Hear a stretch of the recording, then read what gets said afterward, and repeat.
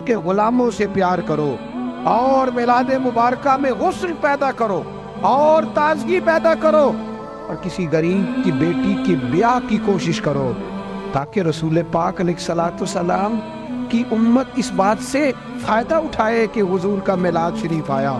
کوئی ایسا کام نہ کرنا جس سے محسوس ہو کہ کوئی میلاد نہیں منایا جا رہا، اپنا آپ دکھایا جا رہا۔ کوئی کام نہ کرنا اس میں تو درویشی۔ مجھے ایک دفعہ میلاد شریف کے موقع پہ میرے کسی دوست نے میلاد ریلی پہ لکھ دیا زیر قیادت۔ میں نے کہا حضور کے نام کا جلوس اور میں قیادت کروں گا؟ چلے نظم ہوتا ہے بعض اوقات کہ یہ بندہ آگے چلے گا یہ پیچھے چلے گا، ورنہ یہ حضور کا میلاد ہے۔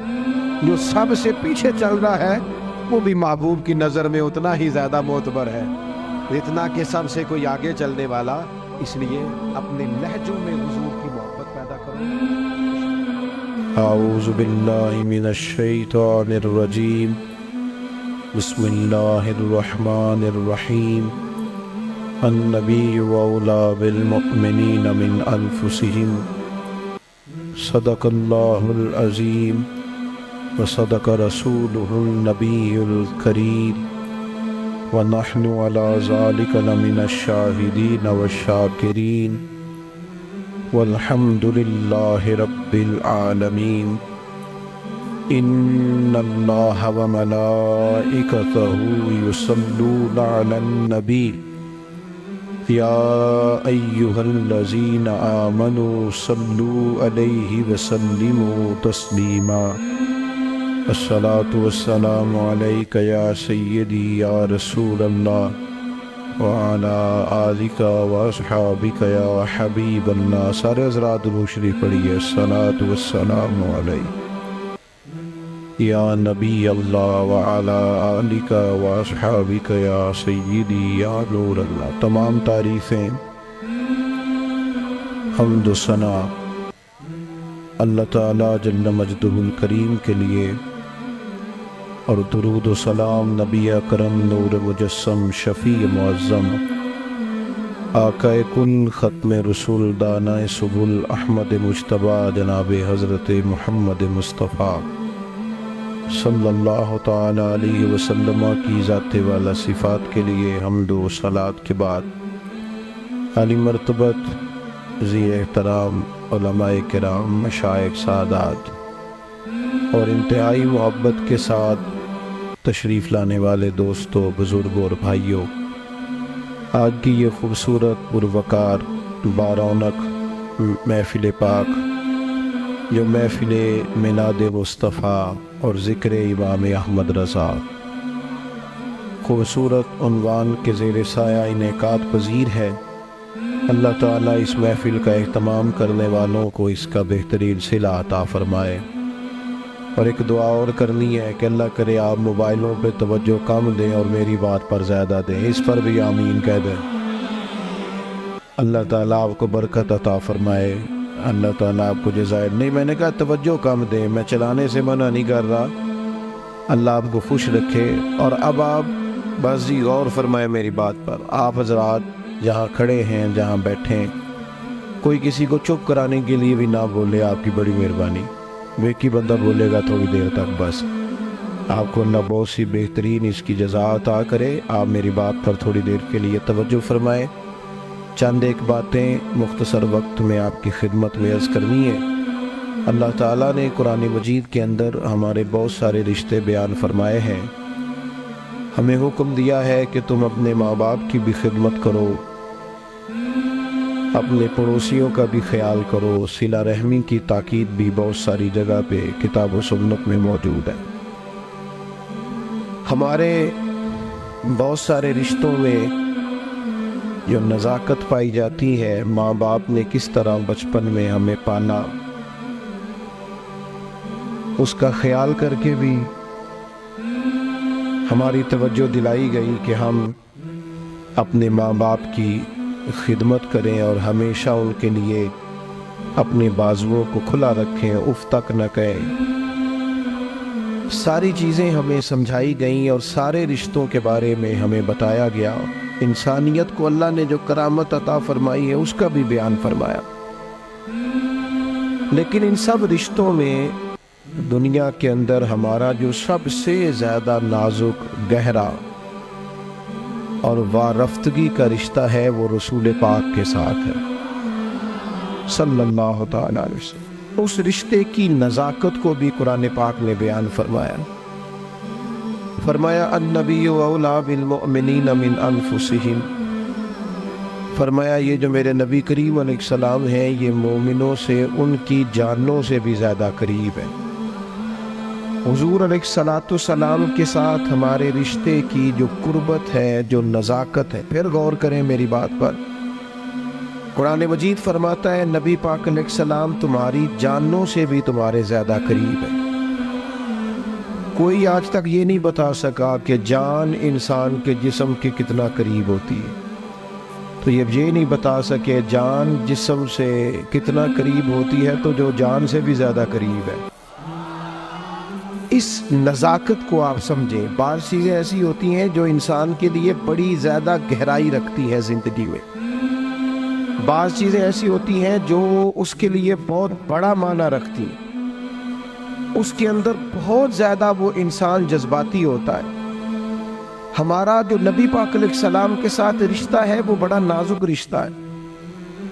اعلیٰ حضرت امام اہل سنت مجدد دین و ملت مولانا امام شاہ احمد رضا فاضل و محدث بریلوی رحمۃ اللہ علیہ نے بھی ساری زندگی جو مسئلہ امت کو سمجھایا ہے وہ یہی سمجھایا ہے کہ تمہارا سب سے زیادہ گہرا اور مضبوط رشتہ رسول پاک کی ذات کے ساتھ۔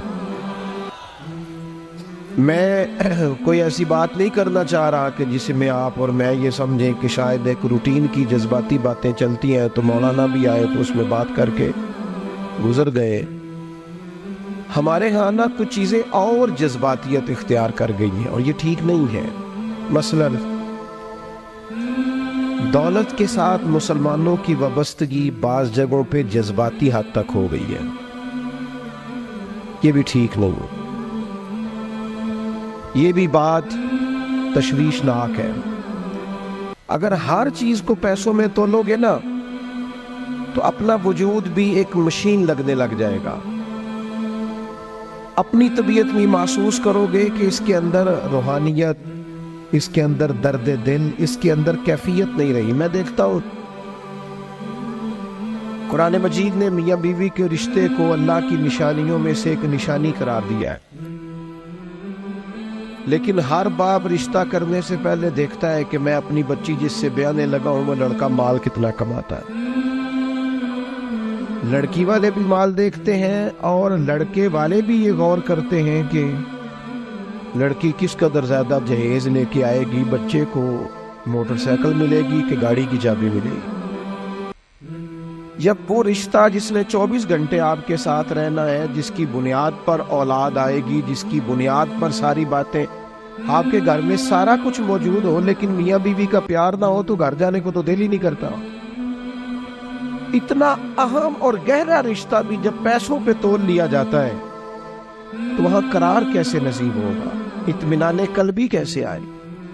دلوں کے اندر ایک شور ہے دولت کے لیے۔ یہ ہمارے مذہبی اسٹیٹ ہے، میلاد شریف آ رہا ہے تو عشق رسول کا پتہ صرف نوٹوں کی برسات سے تو نہیں نہ چلتا کہ نوٹ کتنے برس رہے ہیں، ریٹوں کے اوپر نیچے ہونے سے تو عشق رسول کا پتہ نہیں نہ چلتا۔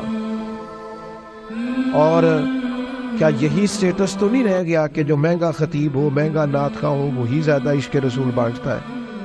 تو اس مزاج نے ہمارے دلوں کو جکڑ لیا ہے، نہ چاہتے ہوئے بھی توجہ ہے لوگوں۔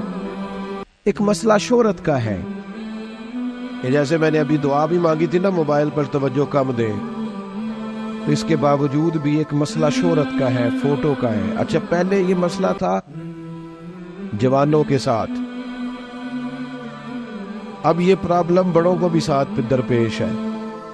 اب تو اللہ خیر کرے، بعض بچے کہتے ہیں کہ ابا جی سے گزارش کریں جب گھر آئے تو تھوڑی دیر موبائل چھوڑ دیا کریں، ہم سے بھی کوئی بات کر لیں۔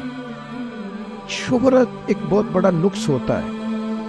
جب آپ کا مقصود صرف شہرت ہو جاتا ہے نا، میں چاہا جاؤں، مجھے پہچانا جائے، یہ بھی پوری طرح بندہ مومن کے دل پہ قبضہ کر لے۔ حضور علیہ السلام نے فرمایا انسان جیسے جیسے بوڑھا ہوتا ہے دو چیزیں جوان ہوتی، ایک چاہا جانے کی خواہش، ایک دولت کی خواہش. اور ایک مقام پر مزید وضاحت کر دی، فرمایا بھوکا بھیڑیا بکریوں میں چھوڑا جائے تو اتنی تباہی نہیں کرتا. بھیڑیا تو ویسے ہی خطرناک ہوتا ہے، اوپر سے بھوکا ہو. بھوکا بھیڑیا بکریوں میں چھوڑا جائے تو اتنی تباہی نہیں کرتا جتنی دولت اور شہرت کی محبت انسان کے باطن میں تباہی کرتی. یہ چیزیں ہمیں جکڑ رہی ہیں تیزی سے. شہرت، اقتدار، چاہا جانا، گلی کا نام میرے نام پہ ہو جائے، محلے کا نام میرے نام پہ ہو جائے، برادری کا بڑا مجھے مان لیا جائے، فلانی شے میری، میں یہ ہوتا ہوں، میں وہ ہوتا ہوں. بات بھائی ان چیزوں کی تو جگہ ہی نہیں تھی تیرے دل میں، یہ کدھر سے آ گئیں؟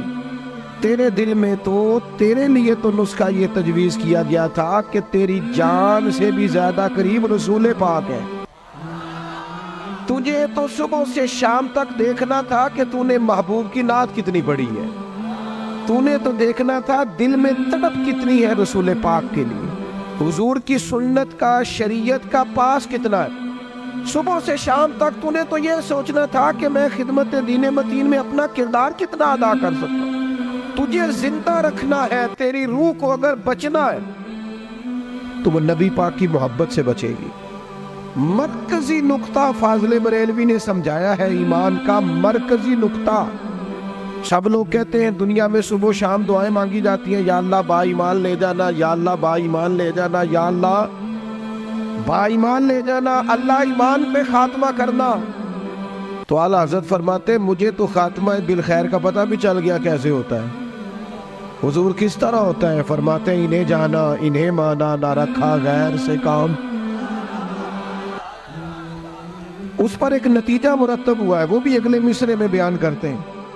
فرماتے ہیں کہ انہیں جانا اور انہیں مانا، پھر نہ رکھا غیر سے کام، تو نتیجہ کیا نکلا؟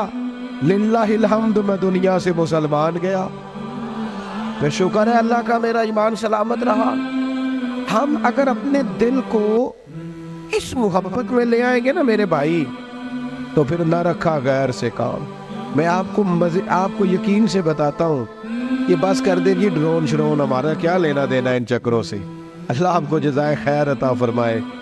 ہم تو آپ سے بات کرنے آئے ہیں اور آپ بات سننے آئے ہیں. اللہ خیر فرمائے. کسی درویش کا آئینہ ٹوٹ گیا تھا، تو کہا جناب آئینہ ٹوٹ گیا ہے. فرمانے لگے چلو شکر ہے اپنا آپ دیکھنے سے جان تو چھوٹی.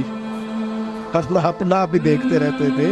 گرچہ آئینہ دیکھنا بری بات نہیں، لیکن صرف اپنا آپ ہی دیکھتے رہنا اور ہر وقت دیکھتے رہنا.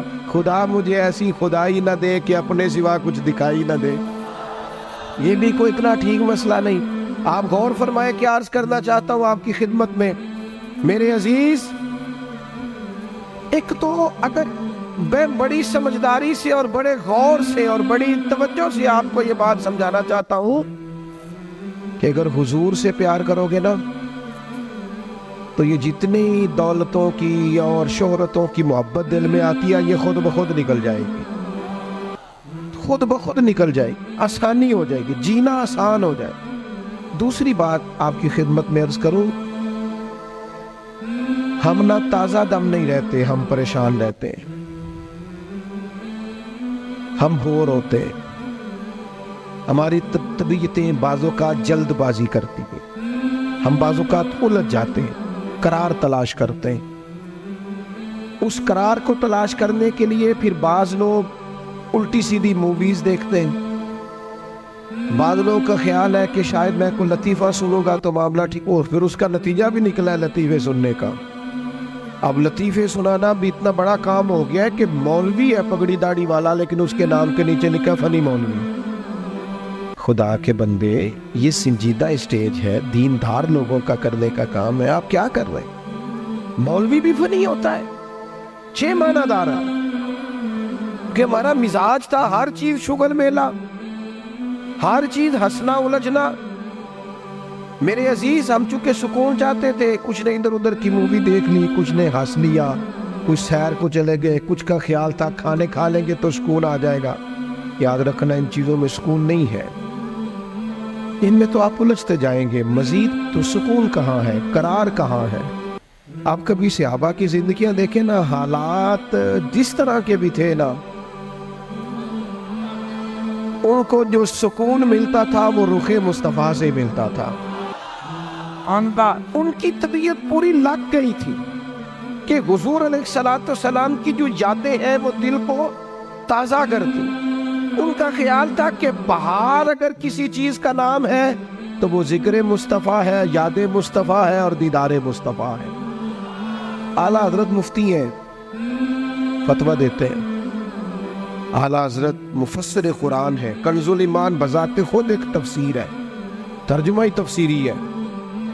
اعلیٰ حضرت محدث ہیں، وہ جب احادیث مبارکہ کا حوالہ دیتے ہیں تو یوں لگتا ہے کہ جیسے بڑی گہری نظر ہے ان کی، راویان حدیث پر بھی، اصول پر بھی، اور حافظہ بھی مضبوط ہے حفظ حدیث کے لحاظ۔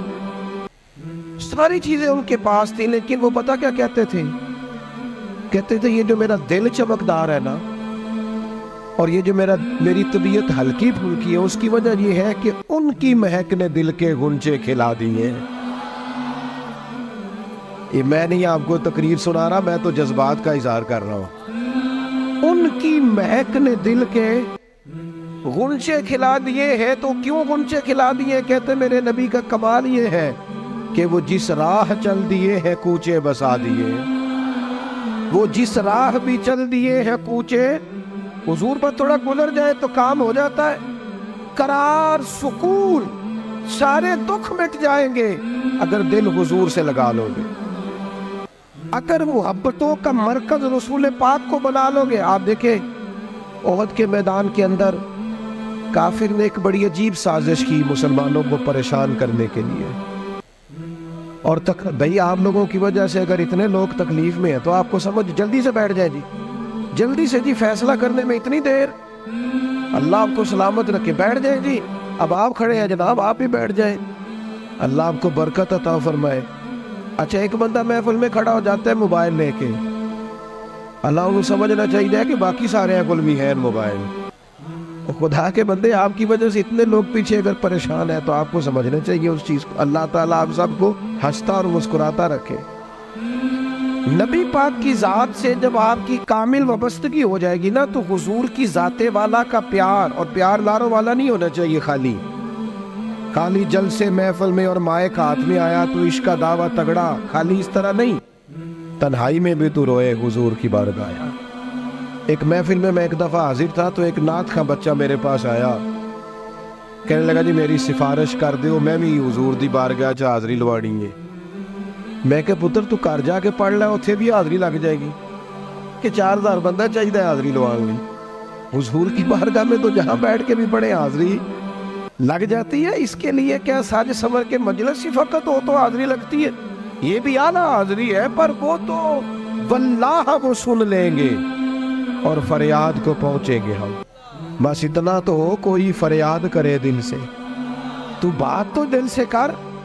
آپ کی جب کامل وابستگی حضور سے ہو جائے گی نا تو یہ غربتوں کا ڈر، یہ پریشانیاں، یہ آزمائشیں، ایک جگہ رونا نہیں رویا حضرت بلال نے کبھی اپنی غریبی کا، ایک جگہ پریشان نہیں ہوئے کبھی حضرت سلمان فارسی کے میں پردیسی ہوں، ایک جگہ بھی کبھی جناب صہیب رومی کو تکلیف نہیں ہوئی۔ کیوں بلا؟ اس لیے کہ حضور کی محبت ایسی دوا ہے جو ہر بیماری سے شفا عطا کر دیتی۔ احد کے میدان میں کافروں نے ایک چال چلی تھی، ان کو پتا تھا کہ کون سی بات مسلمانوں کو زیادہ پریشان کر سکتی ہے۔ انہوں نے ایک افواہ پھیلا دی تھی کہ معاذ اللہ حضور کو شہید کر دیا گیا، اس کی وجہ سے شدید پریشان ہوئے صحابہ، اور جنگ کے جو نتائج برعکس آئے اس کی بڑی وجہ یہ افواہ بھی بنی۔ اب صحابہ بڑے پریشان تھے، حضور شہید ہو گئے۔ کچھ لوگ نا میدان احد سے جب واپس آ رہے تھے نا جنگ ختم ہونے کے بعد، ایک خاتون جا رہی تھی میدان جنگ کی جانب۔ عورتیں اپنے مزاج کے لحاظ سے کمزور ہوتی ہیں قلبی طور پر، اور بڑی خوبصورت بات لکھی ہے علماء نے، کہتے ہیں عورت کے دل میں درد زیادہ ہوتا ہے نا، پیار زیادہ ہوتا ہے، اور یہ جو وہ کمزور واقعہ ہوئی ہے اسے عیب نہ سمجھو، اسی لیے تو اللہ نے بچے کو پالنے کا ذمہ اس کا لگایا ہے۔ کہ وہ شفقت زیادہ رکھتی ہے، محبت زیادہ رکھتی ہے، درد دل زیادہ رکھتی، اس لیے جس درد سے وہ بچے کو پال لیتی ہے نا۔ میرا بیٹا ایک دن گھر میں کچھ پکا ہوا تھا، اس کی اماں کہنے لگی کھانا کھاؤ، کہندا ہے میں نہیں کھانا۔ وہ دی اماں کہندی میں بڑا زور لایا، بڑی محنت کیتی، بڑی گرمی چ پکایا، اج تے ہی کھانا پڑا ہے۔ کہنے لگا میں نہیں کھانا، میں آرام سے کھانا کھا رہا ہوں۔ اب وہ ماں بیٹا بحث کر رہے ہیں۔ تھوڑی دیر گزر گئی تو مینوں کہندی تسی کیوں نہیں بول دے؟ میں کہا مینوں پتہ ہے کنے جیتنا ہے، تھوڑی دیر بعد کھلو جاؤ، مینوں پتہ ہے کنے جیتنا ہے۔ وہ بچہ اٹھ کے اندر چلا گیا، کہنے لگا میں نہیں کھاندا، تسی کھاؤ۔ وہ پھر 5 منٹ لگے تو وہ پکانا شروع کرتا جو بچہ کہہ رہے ہیں۔ تو میں کہا میں تو پتہ ہے نا نتیجہ کی ہے، تو اس بحث میں جانے کی ضرورت ہے، اس لیے کہ ماں اولاد کے سامنے ہمیشہ ہی ہار جاتی ہے۔ وہ اولاد کے سامنے جیت سکتی، وہ نہیں جیت سکتی نا۔ شفقت ایسی ہے، عورتیں مزاج کے لحاظ سے اللہ تعالیٰ نے نرمی دی ہوتی، اس کو عیب نہ جانا جائے، یہ اللہ تعالیٰ نے انہیں ودیت کی ہے چیز۔ تو خاتون جا رہی ہے میدان احد کی جانب، وہاں سے صحابہ آ رہے، تو خاتون پوچھتی ہے صحابہ سے حضور کا کیا حال ہے؟ تو ایک صحابی اپنے لہجے میں گویا کہنے لگے خبر مشکل ہے پر تجھے سنانی بھی ضروری ہے، اس جنگ میں تیرے بھائی کا انتقال ہو گیا ہے۔ بہن کے لیے اس سے بڑی بھی کوئی خبر ہوگی کہ بھائی کا انتقال ہو گیا؟ وہ خاتون نے یہ خبر سنی، اِنَّا لِلَّهِ وَإِنَّا إِلَيْهِ رَاجِعُونَ پڑھا، آگے گزر گئی، اگلے صحابی سے جا کے پوچھتی ہے حضور کا کیا حال ہے، اور بے چین ہے، دوڑی جا رہی۔ یہ میری بات کو سمجھے آپ، کسی ایک جگہ جب آپ کی محبت کا غلبہ ہوتا ہے تو پھر بعض غم لگتے ہی نہیں، آپ کی کیفیت ہی اور ہوتی ہے زندگی گزارنے میں۔ آگے بڑھی، ایک اور صحابی ملے، ان سے پوچھتی ہے حضور کا کیا حال ہے، تو کہنے لگے میرے پاس تیرے لیے ایک بڑی سخت خبر ہے، تیرے شوہر کا انتقال ہو گیا۔ اس نے تھوڑی دیر کے لیے خاموشی اختیار کی، اللہ کی رضا پہ راضی رہنے کے کلمات ادا کی اور آگے بڑھی۔ ایک اور شخص سے سوال، یہ ذرا سوچتے جانا، یہ خبریں اگر اچانک ملیں، بھائی چلا گیا ہے، باپ چلا گیا ہے، اس کو سوچنا، اپنے اوپر طاری کرنا، خدا نہ کرے ایسا، پر جب خبر ملے تو کیفیات کیا ہوتی ہیں۔ وہ خاتون آگے بڑھی تو ایک شخص اور ملا، پوچھتی ہے ذرا بتاؤ نا حضور کا کیا حال ہے؟ تو کہنے لگے میرے پاس تیرے لیے خبر ہے کہ تیرے والد بھی اس جنگ میں شہید ہو گئے۔ بیٹیوں کا تو میکا ہی باپ سے ہوتا ہے، ماں سے ہوتا ہے، والد چلے گئے۔ تھوڑی دیر کے لیے گردن جھکی، کلمات ادا کی، اور پھر پوچھتی ہے صحابی سے والد چلے گئے، بھائی چلے گئے، شوہر چلے گئے، مجھے بتاؤ کہ میرے نبی پاک کا کیا حال ہے؟ وہ صحابی کہنے لگے الحمدللہ میں زیارت کر کے آیا ہوں، رسول پاک بالکل ٹھیک ہے، حضور خیر سے ہیں، کرم میں ہیں، رب کے فضل میں، محبوب ٹھیک ہے، میں چہرہ نور کو دیکھ کر کے آیا ہوں۔ تو اس خاتون کا جملہ کتنا انوکھا ہے، اور سارے غم دور کرنے کے لیے رنگ کتنا عجیب ہے۔ وہ خاتون کہنے لگی میرے اوپر اچانک خبریں آئی ہیں، غموں کے پہاڑ ٹوٹے ہیں، لیکن اگر حضور موجود ہے تو پھر کوئی غم ہے ہی نہیں، پھر کوئی دکھ ہے ہی نہیں۔ او کچا رنگ للاری والا جیڑا چڑھدا تے لیندا رہندا، اے عشق تیرے دا رنگ محمد چڑھ جائے پھر نہیں لیندا۔ یہ اتنا پکا چڑھ گیا ہے کہ اب کوئی اور تکلیف رہی نہیں۔ میرے عزیز یاد رکھنا، یہ سارے غم دور ہو جائیں گے، یہ سارے غم، کیا کہتے ہیں اعلیٰ حضرت، ان کے نثار کوئی کیسے ہی رنج میں ہو۔ یہ دیکھو، یہ پیچھے احادیث کا ذخیرہ ہے اور پھر امام کا طریقہ سمجھانے کا۔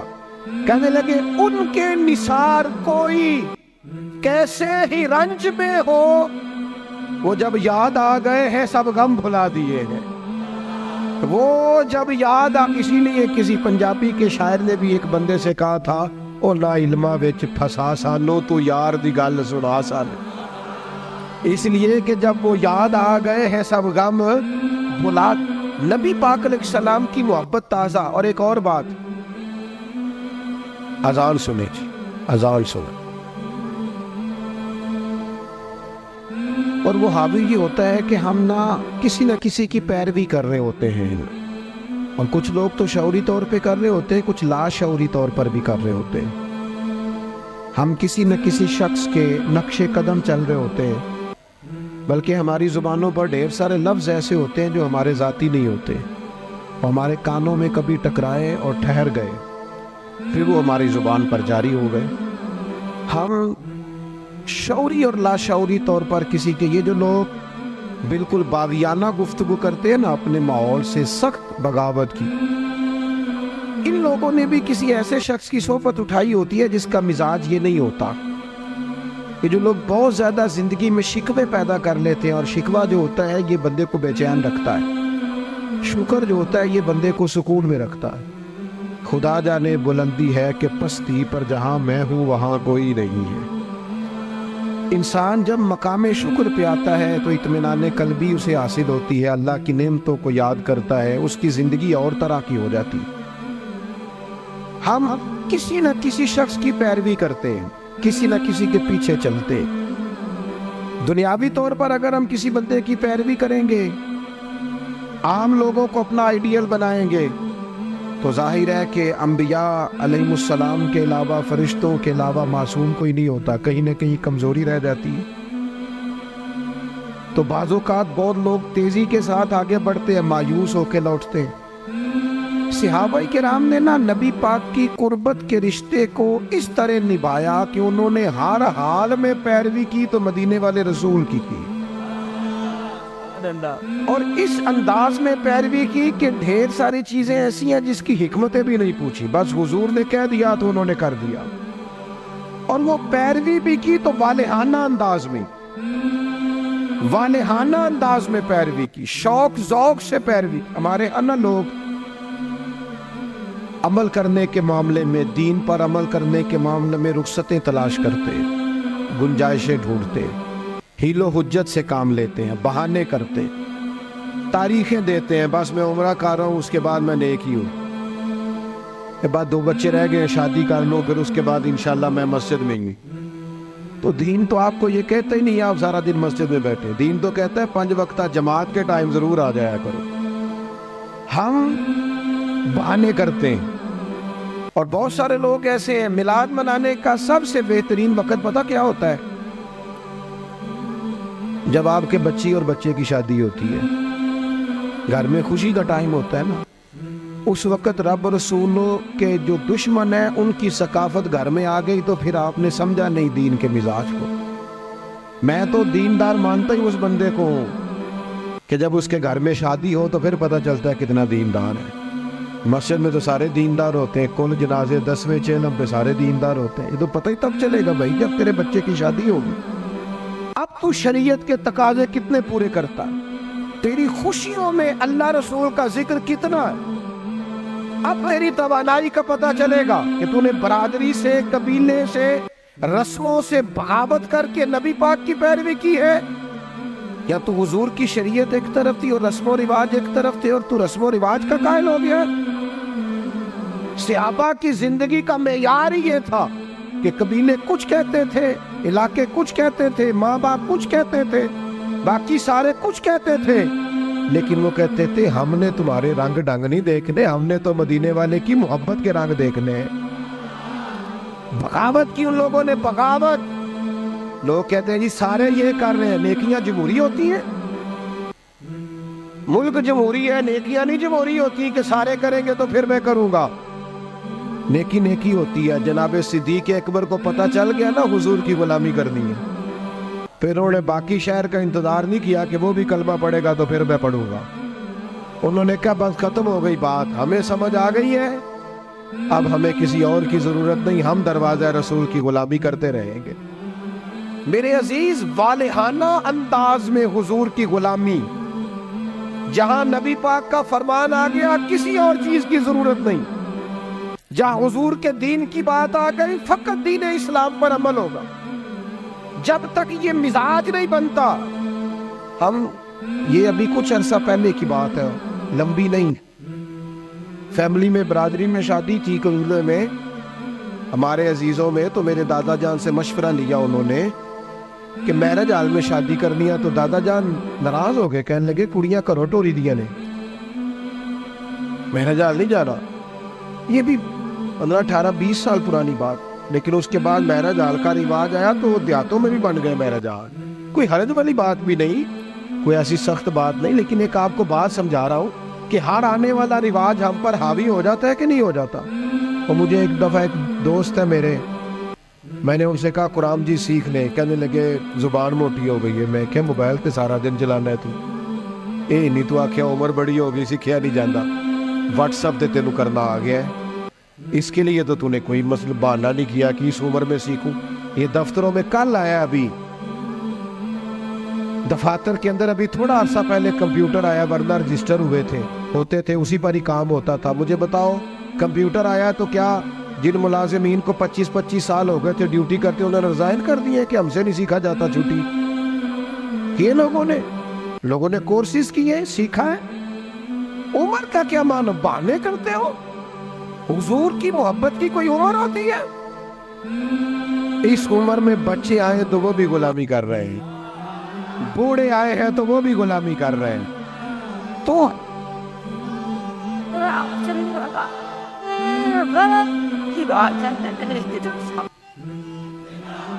نبی پاک کی بات ماننی ہے تو والہانہ انداز میں ماننی ہے اور مزہ لے کے ماننی ہے, اور کہنے میرے لیے کوئی حرف آخر ہے تو ذات مصطفیٰ ہے. حضور جمعے کا خطبہ دے رہے تھے, ایک شخص کھڑے ہو گئے تو نبی کریم نے نا جمعہ پڑھاتے پڑھاتے فرمایا بیٹھ جاؤ. ایک بندے سے کہا تھا, نام نہیں لیا, اور حضور کا طریقہ تھا کبھی بھی سمجھاتے نا تو بائی نیم بات نہیں کرتے, مطلق لوگوں کو کیا ہو گیا بیٹھ جاؤ. اس ایک بندے سے کہا تھا بیٹھ جاؤ. ایک ذرا اس کونے میں تھے, مسجد کی گلی میں تھے, ان کے کانوں میں آواز گئی بیٹھ جاؤ, وہ وہی بیٹھ گئے. ایک بنو غنم میں قبیلے میں تھے, ان کے کان میں آواز گئی بیٹھ جاؤ. انہوں نے ساتھ والے سے پوچھا نہیں کہ آپ کو تو نہیں کہا, کس کو کہا جا رہا, کانوں میں آواز گئی بیٹھ جاؤ, تو جہاں کوئی تھا وہ وہی بیٹھ گیا. نماز کے بعد محبوب نے پوچھا آپ کہاں تھے, آپ کہاں تھے, آپ حضور آواز آئی تھی بیٹھ گیا, بیٹھ گیا, بیٹھ گیا. جس کے کانوں میں آواز آئی وہ بیٹھ گیا. تو کریم فرمانے لگے نہ آپ سے کہا, نہ آپ سے کہا, نہ میں نے تو ان سے کہا تھا. عرض کی حضور آپ نے نام تو نہیں نہ لیا, ہم نے نہ کبھی قطرے پہ غور کیا اور نہ دریا دیکھا, بس جہاں تیری جھلک دیکھی وہیں ڈوب گئے. اور سانو قید سجن دا کہنا ہے, او جنج رکھے او جرہن آئے. میں کہا بیٹھ جاؤ, لہذا بیٹھ گئے. بہانے بازی کرتے. ایک نوجوان سے میں نے کہا داڑھی رکھ لو, وہ کہنے لگا آپ دعا کریں. میں نے کہا روٹی بھی میری دعا سے ہی کھانا شام میں. دعا اس کے لیے آپ دعا کرا رہے ہیں بھئی, تو حضور سے پیار کرتا ہے, اور یہ میرے نبی پاک کی میرا دل کرتا ہے. آپ اتنے سارے آئے ہیں, کہا یکم ربیع الاول کے بعد جوان داڑھی نہ مڑائے, اور کوئی پوچھے کہ داڑھی رکھ لی ہے, کوئی یہ میلاد پہ رکھی ہے. یہ میں نے میلاد منایا ہے اپنے نبی پاک کا. میرا دل کرتا ہے خاتون پردہ شروع کر لے, اور یکم ربیع الاول سے برقع اوڑھ لے, بلا ضرورت بلا مجبوری گھر سے نکلنا چھوڑ دے. اور جب کوئی اس سے کہے کہ آپ نے تو ماشاءاللہ پردہ شروع کیا, تو کہے وہ حضور کا میلاد آیا نا. اللہ کرے اس سال لوگ کہے کہ میں نے میلاد میں کہا تھا, آج کے بعد سچ بولنا ہے, اس لیے کہ سچے نبی کا میلاد آیا. اللہ کرے ذہن بن جائے آج کے بعد دیانتدار رہنا ہے, اس لیے کہ میرے نبی کا سب سے پہلے لوگوں کو تعارف یہ ہوا تھا کہ سچ بولتے ہیں, دیانتداری کرتا ہے. اللہ کرے یہ سوچ بن جائے, ہم بہانے چھوڑ دیں. اور اگر آپ یہ کہ سوسائٹی کر رہی ہے, تو ہم سوسائٹی کے غلام نہیں, ہم رسول پاک کے غلام. اگر آپ کہیں معاشرہ کر رہا ہے تو ہمیں معاشرے سے کیا لینا دینا, ہمارا تو سارا تعلق ذات رسول کے ساتھ ہے.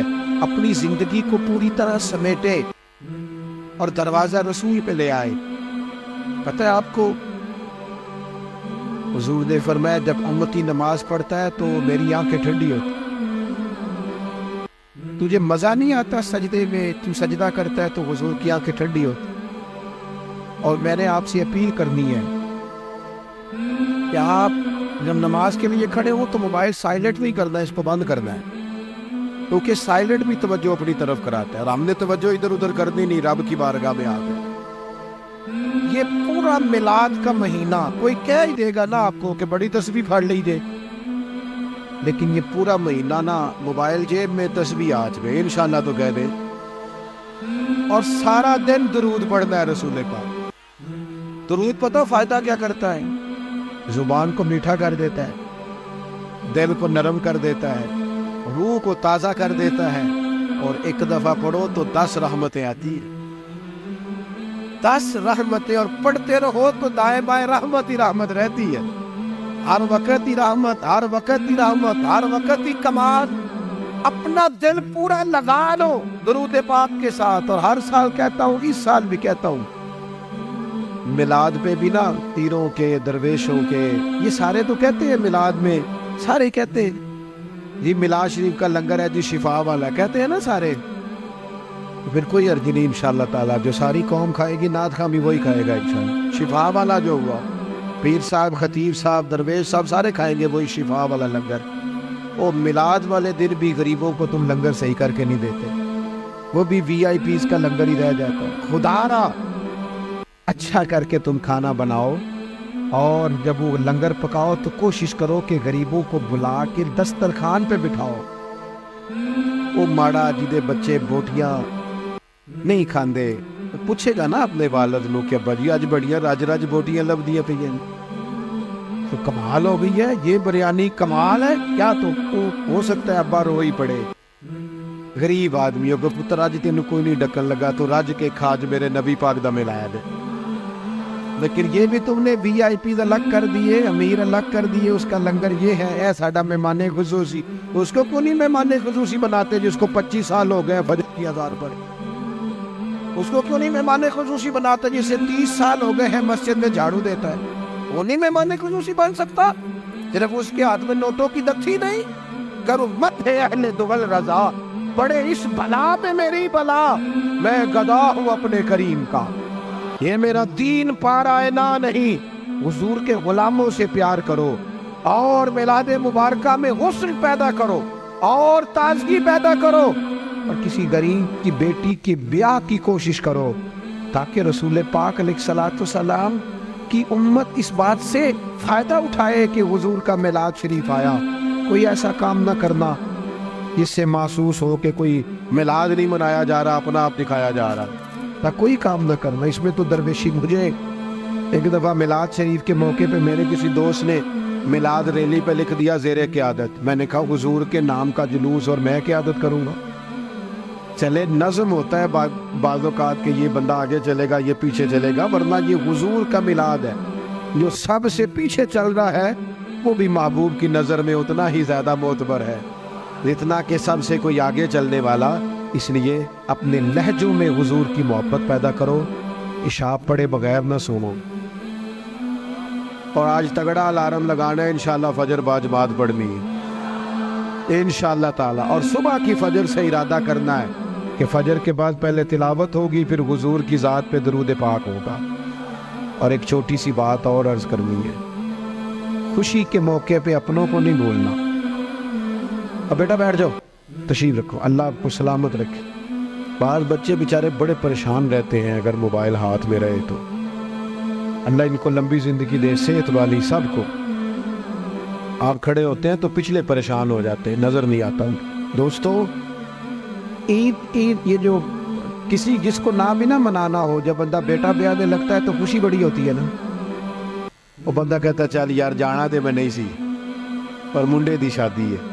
عید کے موقع پہ بندہ دشمنوں کو بھی، جن سے مخالفت ہو ان کو بھی فون کرتا ہے۔ جس رشتہ دار سے ناجائز ناراض ہونا بغیر وجہ شریک ہے، میلاد سے پہلے پہلے اسے مناؤ، اسے فون کرو، تسی کیوں نہیں ہاں نہ کی تھی جی، نہیں پروگرام ہلکا ہلکا ایسے ایسے کرتے ہو، انشاءاللہ تو کہو، تسی آکو حضرت صاحب ایڈا اوکھا کام ہی دس جڑیا جی، سوکھا سوکھا دسو، اسے کرو فون، اور اسے فون کر کے جب تم کہو گے نا السلام علیکم تو پریشان ہو جائے گا، کہے گا بھائیا خیر ہے تو مینوں ہی فون کر لیا، تو اسے کہو نا، پھر اسے کہو نا میں نہیں سی کرنا، عشق لگا سی کھیڈاں کھیڈ دیاں، اے کھیڈاں ہن بھول گئیاں، کجل پایا سی یار دے ویکھنے، پھر او دی یاد وچ روندیاں ہی ڈول گئیاں، پر حیدر شاہ اس گلی کدے نہ رول گئی، میں تینوں کدوں فون کرنا، میری بھی کوئی آکڑ ہے معاذ اللہ، پر ہن کرنا ہے کیونکہ حضور کا فرمان ہے۔ حیدر شاہ اس گلی کدے نہ رول دی، پر ہن تے رول دی میں رول گئیاں۔ ہم نے اپنوں کو قریب کرنا ہے، پیار کرنا، میلاد کی بولی محبت کی بولی ہے، اور یہ خوب بولنی ہے، میں بلبل خوش لہجائے گلزار نبی ہوں، میٹھی میری باتیں ہیں کیونکہ نمک خار نبی ہو، اس لیے اس ذوق سے اس سال میلاد منانا ہے۔ آپ بہت بڑی تعداد میں آئے جو سب سے پیچھے اور سب سے اینڈ میں اور سب سے تکلیف میں ہے، میری اس کے لیے بھی دعا ہے کہ اللہ کیمرہ تو نہیں دیکھ رہا، لوگ تو نہیں دیکھ رہے، میں تو نہیں دیکھ رہا، تو بھی دیکھ رہا ہے، تیرے کریم بھی دیکھ رہے ہیں، اللہ تعالیٰ خاص رحمت فرما، ہر ایک پر اپنی خاص نگاہ فرما، اور محبوب کی خیرات سب کی جھولیوں میں ڈال دے۔ اللہ تعالیٰ میری آپ کی حاضری قبول کرے۔ سلام ہوگا اور پروفیسر صاحب انشاءاللہ دعا فرمائیں گے۔